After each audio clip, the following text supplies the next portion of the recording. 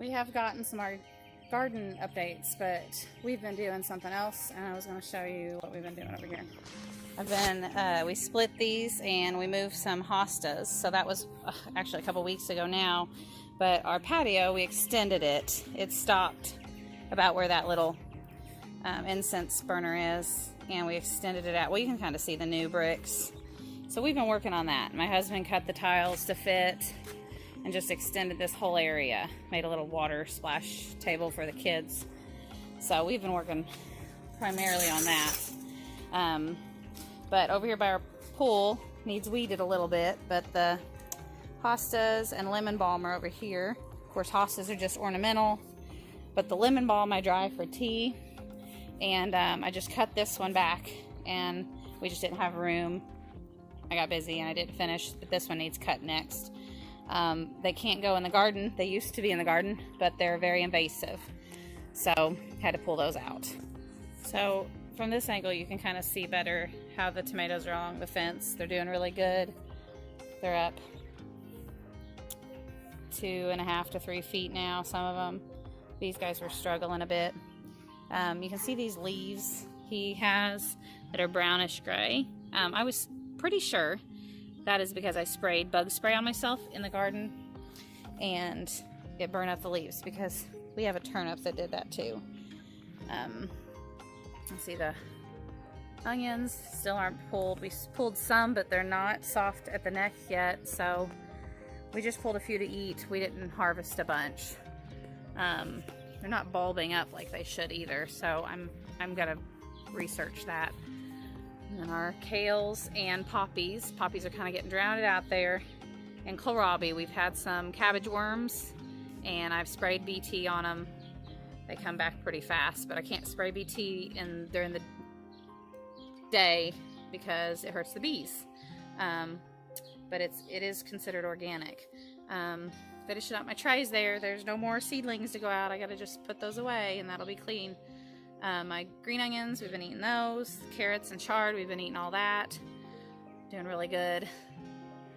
The peas are doing good. Those are the snow peas. They're excellent. We've been getting about what you would buy at the grocery store every 2 days out of those on that the 2 sides of that cattle panel. We did have to put this shade cloth, which is really not a shade cloth. It's from a trampoline that broke. We took the round at the netting, and it's a good shade. And corn is almost reaching it. The squash there, the zucchini, apologize, is growing really big. And I went ahead and put the watermelon there. Those are Congo watermelon, so they'll have that space when everything else is kind of coming out. Let's go in and look at the peas. I also found these 2 big pots. Found them at Lowe's this year. They weren't where I bought them last year, but they're extremely good pots. They're deep. They take about 1.5 cubic foot of dirt. We did have to buy dirt for them because our place is currently out. Cilantro still attracting pollinators. Not looking much different. I'm pulling the chamomile flowers off every day. I just come in here, and if it doesn't have a little guy on it, I just pluck it off and dry them for tea. Pluck several, and there's always new ones getting ready to open right there, so they're always good. Carrots are kind of thinning out. I'll try to harvest the rest of those and get them good. Strawberries are getting big, but I don't have runners yet, it doesn't look like. And there's a peppermint. He's dry. We had to pull him back from the blackberries because he's not getting enough water. Got my chamomile in the corners is doing good. It's starting to flower. There's the shelling peas. They're turning more and more pods, but they're not thickening up very good. There's some that's kind of thin. They just need, I've been watering them. That's a little thicker. Watering them every day. It's not their time. They usually are done by now. This one's good, and I don't know why there's some green ones unless I got some seed mix up, but they are potting peas. They're potted peas, and I will freeze them. I don't can them because canned peas are mushy. We've got our bean vines at the top. I had to curl them back because We had some that were, this guy was going over the fence, so I curled him back and tried to get him go down that way. But we've got Kentucky Wonder and some Christmas Lima, and our spaghetti squash, I'm wondering if he's going to vine. He's not really liking that idea, but I've never grown spaghetti squash, so I don't know if it's a true vining squash. I'm going to come over here and show you. This is the female blossom. It's going to have the fruit, also called an ovary.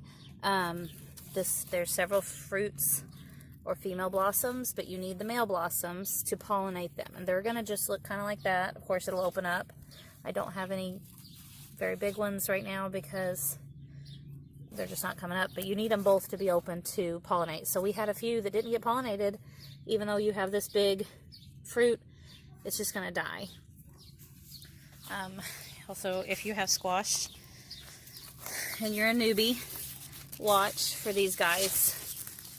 They're squash bugs, and they eat holes in your squash. So hold on, I'm going to squish him. Show you an up close zucchini blossom. This is a bushing squash. It does not vine.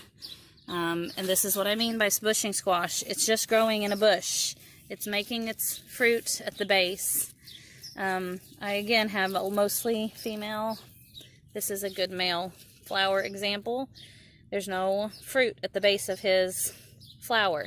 There is a fruit at the base of that one. So it needs the pollen from this, which has one, I don't know if I can, it has one little guy in there.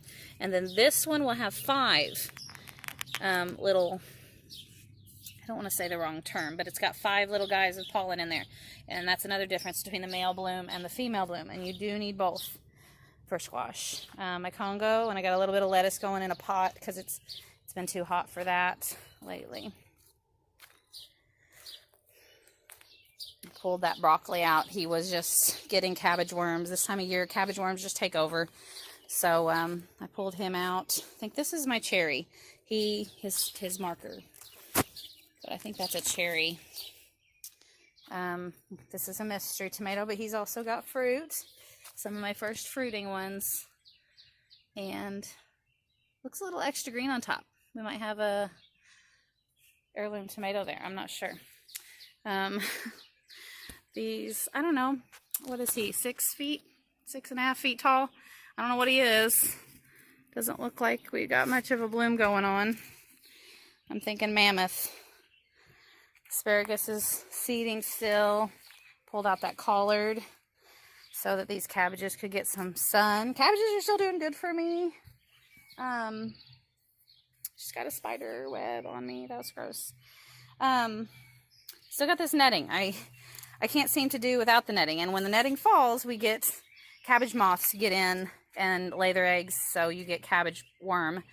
So we had some holes. You can see a little bit of the holes. And I just sprayed BT on it. Seems to be doing good. And go back over here so you can kind of see some of the broccoli. I don't know if it's going to give us a head or not. And I let this guy go that I'm going to show you. This is a Romanesco. This is what it'll do when you eat broccoli. You're eating the florets before they flower. It makes one main head, which we cut and ate. And then it made all these little side heads, which you can still eat, but I kind of let him go. I forgot about it. So he's over here. The beanstalk green stalk's looking good. He's got a couple in each one that germinated. I do have some over here that didn't germinate, or they're late bloomers. So I'm probably gonna just take one of the plants from the doubles and move it so it evens out a little bit. Peppers. We got some peppers going back there. Still not quite ready to eat. Nasturtium. Pretty good sized bell for garden pepper. Mammoth sunflower. He is a mammoth. I actually know what he is because this is the 3 sunflowers I planted this year. The rest of them are volunteers. I think we still have some hatch peppers too going on. Let him, hopefully they'll turn red. Last year they didn't turn red. They started getting dried up and I had to pick them pretty young, which they still taste fine, but I really like it when they turn red, and they're a little spicier too.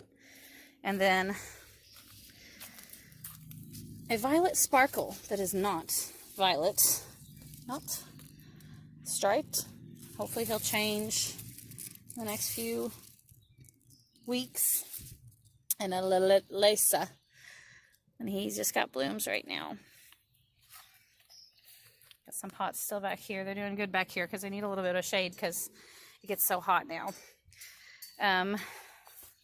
Luffas are starting to trellis. They're doing, see that? You see that in the picture? He's got more like a cucumber is what you want from the squash that are going to vine when they have those, and not just one. Like a zucchini might make one, but, and like he's wanting to go along the ground. All I have to do is take him and put him over there, and when his tendril will find that, he will start climbing like this guy did. I did not. He's grabbed onto his own name tag. I'm a Luffa gourd. I thought this guy was dead. He got just some rot, kind of like this. I think it was from being in the soil, and I thought it was going to die, and it came back. This, I'm pretty sure, was a top crop green bean, and I think it floated down here because I didn't want him that close. But since he'll trail up, I'm not even going to replant him. He'll be fine. I believe these are my sugar babies. I didn't label them because they just needed to go on the ground, so they'll need pushed towards the side. And there's some grass growing everywhere.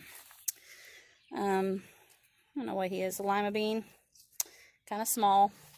My okra is still not coming up. That's the last thing I have in 6-pack planter there. Butternut squash is doing good. I would say he's a good vining squash. And another watermelon. And my pretty lavender has got a good bloom on it this year. But here's my other spaghetti squash. And I'm not sure what the difference is. They're in the same soil, but in different places. And he's little bitty. And he's not interested in that trellis. So, I'm not sure what the difference is. The mammoth snow peas and Oregon snow peas, they're just delicious. And when you pinch off peas, I make sure to take this whole thing. And you don't want to do it one-handed because you don't want to pull the root out. This root is very sensitive, very shallow rooted. You don't want to pull his root out. And then you'll snap him and clean him to eat. But they're so sweet and fresh. And they're not growing as high, but they're producing just as many, if not more. And that's about it. I think I covered everything. My potatoes over here, dog beds, so they can... This is I had to buy soil. This is what I got, and it's okay. It smells a little funny. I'm just saying. I don't know